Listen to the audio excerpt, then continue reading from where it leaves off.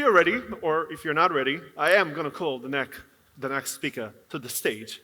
Minister Audrey Tang, Ministry of Digital Affairs. Are you ready?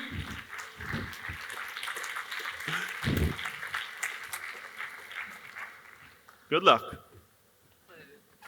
Thank you.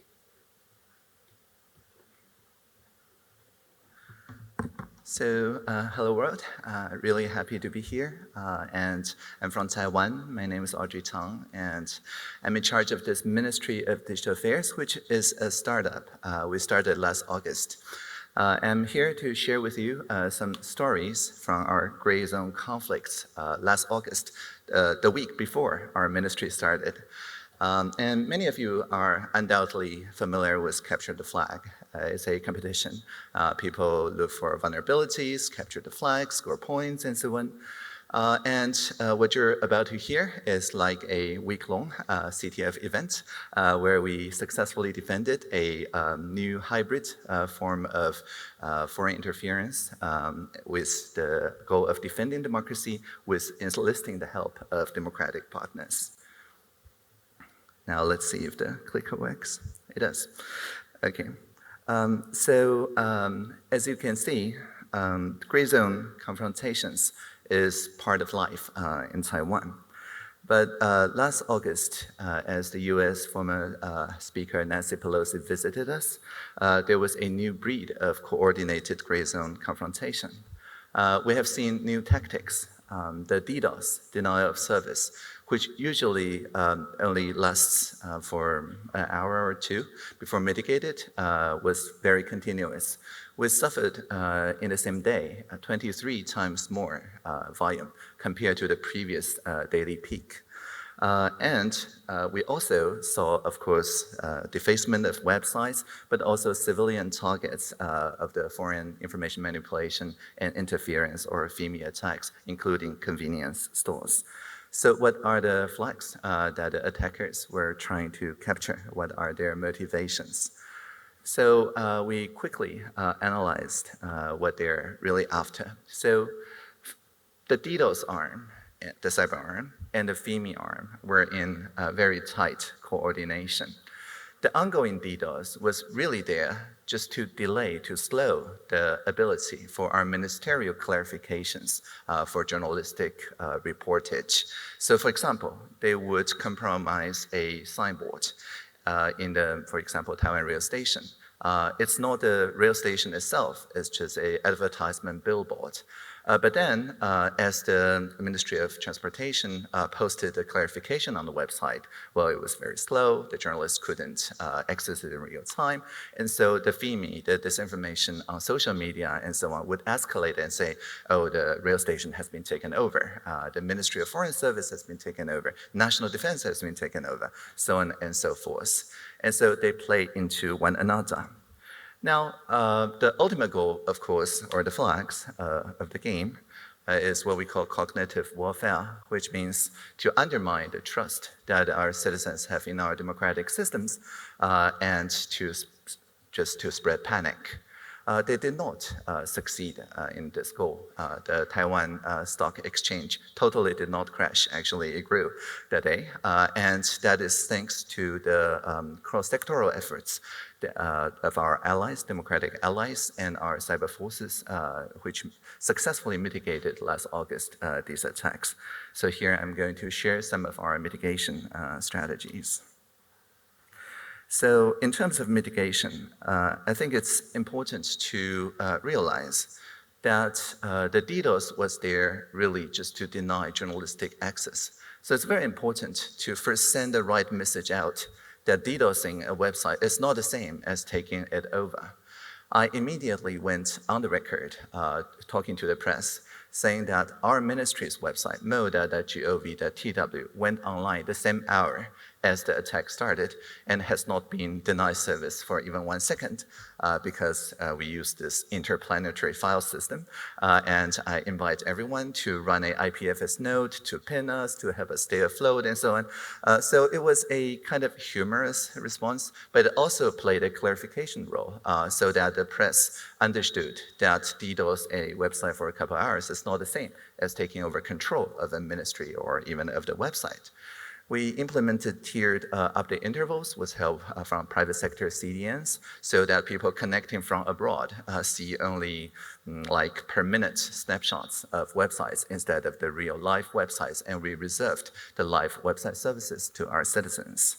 Of course, we implemented the standard like BGP and government service network, filtering, monitoring, and system recovery, so that was very quickly mitigated. In the context of FIMI, that is very interestingly, mostly the work from the social sector. In Taiwan, in our basic education, instead of saying digital literacy or media literacy, starting 2019, we said digital competence or media competence. The idea is that each and every primary school or secondary school student can contribute in fighting FIMI by helping us to contact trace, basically, to do fact-checking. Even on end-to-end encrypted channels, they could just flag something as possibly FIMI, and then do crowdsource fact-checking and share it with their parents and so on. So with everybody participating in countering the FIMI impacts, it's like inoculations of might that shielded the society against the worst of FIMI. Now, I talk about clarification and blocking malicious websites, but also we've discovered that most of the spear phishing, of the social engineering and so on, targeted the business phones of our officials. So we very quickly installed endpoint detection and response and stopped those attacks in their tracks. So the end result was that we successfully weathered 2 onslaughts of comparable volume. Last August, as I mentioned, some agencies' websites couldn't provide stable service for a couple of hours. There's more than 150 incidents reported, and there's limited damage in forms of digital signages and even a few seconds of a live stream of a news channel being compromised.